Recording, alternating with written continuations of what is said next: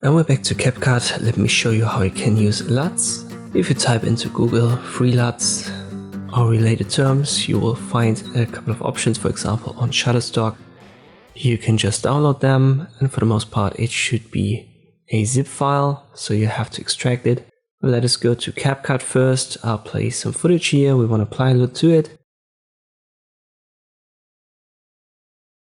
You can do so under adjustments, and there's a LUT option. The dropdown is empty by default, so when you haven't done anything with CapCut, you haven't installed anything, you haven't used it that much, there should be only none available under this LUT dropdown. And by the way, I used the default layout here.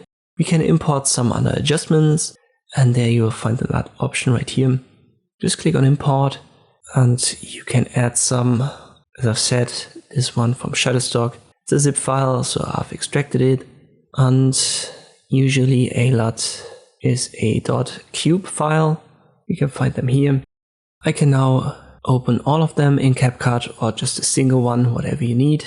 Let me select them all. I confirm via open, and then it's going to get imported automatically. And once this is processed, you can find them in the drop-down easily. You can see them right here. You can also use them as an adjustment layer. Under this LUT option there's a plus sign. If you click on it, this element is going to appear in the timeline. And this is now your LUT adjustment. But I think the easiest way to apply it is to use the drop down right here. And that's all there is. This is how you can use the LUTs in CapCut. I hope this video was helpful. Thank you for watching, and I'll see you next time.